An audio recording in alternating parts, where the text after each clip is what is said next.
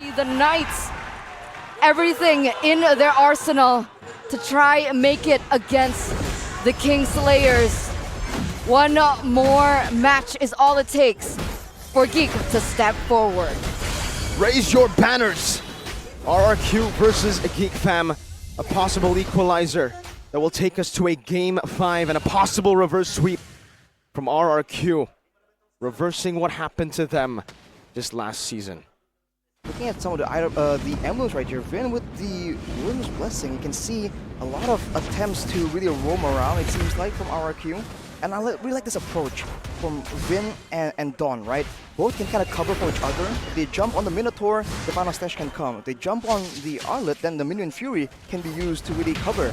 But they have to be really in sync with each other though, so we'll have to see if RRQ will be able to do so. It's Baloyski. He's going for these really high value hooks from so far away, but as a result, the landing rate of those iron hooks are a lot lower. So there's absolutely no purifies, by the way, from the side of RRQ. Will that be a mistake? We'll see. I mean, so far Baloyski has launched 2 hooks that we've seen. Both of them have not met the landing, but this is still earlier on. Okay, so that's 3-0 now. Yeah, 0-3 on that hit rate. You know what's a fun fact? GEEK fam are taking a page out of Rebellion's book. This is the combo that we are used to seeing from Rebellion, the Baksha and the Franco. Vincent and Audi TZ usually to secure the iron hook. The mini knockback into the iron hook. And we'll see again with RRQ having very good counter engage. As long as Clay or Skylar doesn't really become the main target, they can really turn all these big fights around. GEEK already trying to make a advance towards the jungle, but RRQ, they are prepared. They missed the whole wave in the bottom lane though. And because of that, Baloyski is not level 4. RRQ have an advantage in this turtle. Irad first on this turtle.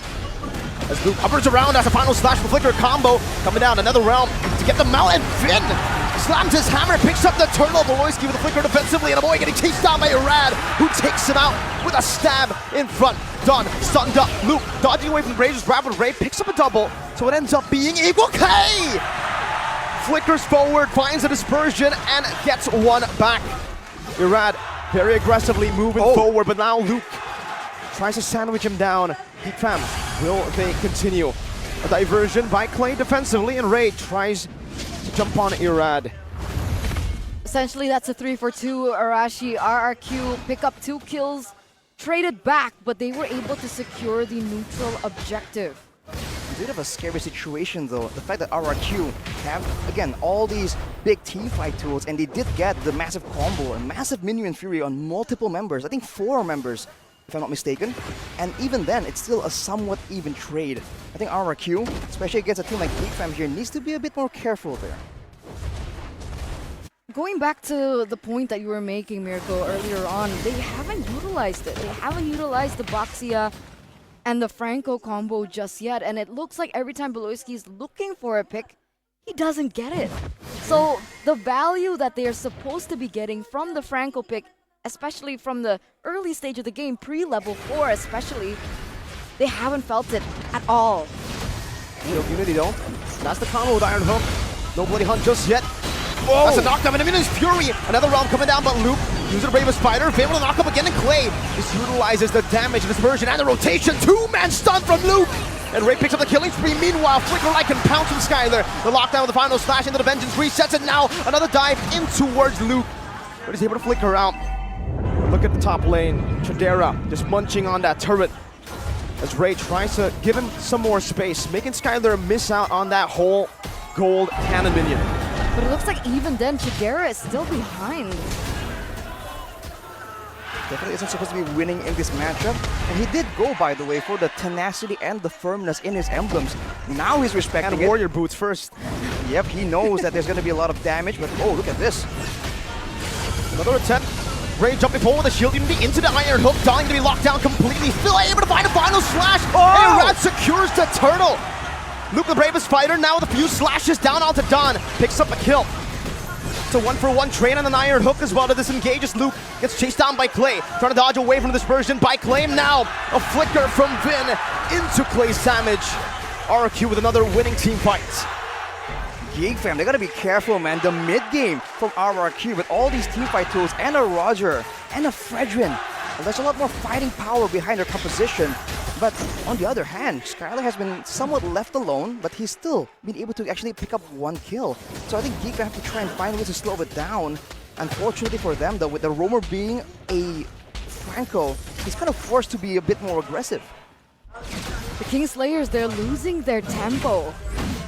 They're losing this tempo in the playoffs, where they have gone on a 7-win streak since season 11 against RRQ. They were a game away, and RRQ are putting up this much of a fight. Let's hope mentality is on their side, because momentum definitely isn't. Oh, Wicker Bloody Hunt into the cancel. Finn, Minus Fury under the turret. Gone with the resets on the Vengeance. Boloyski bursts it down. The turret's still standing, and they re-engage perfectly. RRQ defend the turret and take one member. Avoid, pull back, Shadow Stampede. Bring 2 members back for Jadera on a free hit. And he is able to find one Irad in the back. Gets the stab down onto a boy. And just like that, it ends up being 2 for 1. What a great play from RRQ. The read, the diversion before GEEK can even initiate on that play. A great read from RRQ, and how good has Dawn been in this game, man. Luke now trying to find something. Bravest Fighter out. Even the second part of the Bravest Fighter used up defensively. Iron Hook also not connecting. GEEK still going for it very desperately. Meanwhile, the bottom lane, Rogers making his way back towards the turtle to fight. Another missed hook. Boloyski has been missing, whiffing every single shot. Uncharacteristic of the Franco main himself. Conceal. Final slash, the flicker finding a boy. Not able to find a play right now. The Bravest Fighter is going to be used up to the back line where Clay is able to flicker out just in time. Loop of the tape, but Finn getting roared down. Skylar now all alone. 1v4 gets 2. Luke trying to run away. Skylar going to be dealt with now as an appraiser's track connects on the Luke, and one last stab from Irad takes him out. 3-4-3. It's a 3-4-3. Very low. Meanwhile, Ray trying to go up against Irad, who still continues this damage onto Beloy. Clay, full HP, back again on Turtle. Ray's not full though. Is he gonna go for a certain item, or is he going to go for a recall? A boy back in the mix. But the rest of the members are back as well. Turtle is super low at this point. It looks like RRQ should be able to get this uncontested. The Geeks, they don't want to risk anything more. Wow, man. And the steal! Irad did not retreat the turtle, you retreat the purple buff away from Ray. Wow. When RRQ are on fire, everything just seems to go well for them. Even Clay, who we were kind of doubting, 5-1 right here, and Irad with a 4-0. Even though it's not going as one-sidedly as RRQ would want, they are still getting all the meaningful victories when it comes to the objectives, when it comes to the structures. Even in the bottom side, during the whole sequence, they're able to actually get the bottom side turret with a big play from Skylar, just cutting the waves and allowing the minions to just get that bottom turret for free. Went for the diversion play right here, but they won't be able to find anything just yet. This is where GEEK usually start making big plans. Is it a mistake though? Onto Irad, he goes the Iron Hook and the Bloody Hunt with the Shadow Stampede. Done! Fights a 3-man final slash. Irad is going to be able to get taken down. Finn as well falling. Jadera melting everyone. RRQ made a misstep. The Shadow Stampede drags them back to hell, where GEEK fam completely take over. It's a wipeout for the Kingslayers. They're back in the mix of it all, ladies and gentlemen. The Kingslayers, they want to stay the Slayers. They don't want to be the King Slaves. And they go for a wiped out in the 9th minute of the game, completely turning things around. Look at the space, look at the comeback. Jadera gonna be able to get this tower in the bottom side. The mid tower falls, the top side falls. And despite everything, GEEK are now holding control over the 2K gold lead that previously was RRQ's. RRQ just going completely full all-in, engage every single time. And the issue is Jadera has a Purify. So when these fights are happening, they're trying to match the Netherrealm with crowd control, but Jadera is just constantly hitting again and again. That is something that they really have to try and maneuver around or plan against somehow. Because if they just keep going for these big combos with a final slash and Minion Fury, it's been proven about twice right now that it doesn't really work as well as they really wanted to. Oh, Irad very close to being hooked there. Irad, level 12 right now, but so is Ray. Uh-oh, conceal play. Onto Irad again. Able to dash away once again, Irad. Very slippery, Fredrin. Not going to be able to get taken out just yet, but it looks like both of these roamers are looking for that loophole. Because technically, if GEEK want to go for a full 5v5, RRQ, they have a lot of tools to play with. They're also anticipating the fact that Clay can utilize the diversion to look for a proper back door. But it doesn't look like Clay want to open it up just yet. That nearly lands, but it doesn't. Look at this chess match. Look at the mind games happening between both of these teams. The Skylar is just comfortable leaving the team to go on the other side. These hooks are getting more and more dangerous just due to how the teams have been able to get items to really get the power spikes. There with the Wind of Nature right now means that Dawn and Irad can't really zone him away as reliably. Here we go. Dodges. Not the right engage though. They don't want to go for Dawn. They want to go for Irad. Final slash onto Ray with a poisons as well, but the boy comes in with another realm just in time. Vin pulled back, and the Bloody Hunt catches him. Luke jumps in with the Bravest Fighter. That's a kill picked up by Ray. Meanwhile, now Dawn goes into the backline with the Brazers Wrath locked in as well. Chidera still free hitting in the backline. Shadow Stampede gets used up once again. Dawn will fall. Irad dashes out to safety. GEEK fam winning in this fight, but only by 1 kill. But Dawn gets caught really low. This is going to force him to recall. And it looks like Clay is going to. I think he's going to divergent him back into the Lord dance. But they don't go for it. They know that they have enough time. They don't want to waste in that resource. A boy going to be able to clear in this mid side, and it's a complete reset from both these teams. Oh. Okay, it's a bit of a scouting diversion right here. RRQ, they're trying to stabilize back. The fact that Fredrin can heal up technically by just farming in the jungle, and there is a diversion to be used, gives them a bit of an edge. But on the top side, the wave has done its job for RRQ, pushing the turret. It didn't get the turret, and now it's bouncing back for RRQ. So now there's a bit more urgency for RRQ to try and get something decisive right here. But they just have to find Chidera, and he's been so elusive in these fights, man. He knows he doesn't have to force anything. Do they really want to go for a team fight here, though? Clay doesn't have Flicker. Skylar doesn't either. Looking for diversion play, maybe. But who you send back? Man, too many questions. And there's so much risk involved with every single one of these options for both these teams. Ray's trying to make a play, though. Opening up the map, trying to find a shield unity. Good spacing by Dawn. Irad holds on to the Lord once again. Beloyski looking for the Iron Hook! Oh, Irad's playing with fire!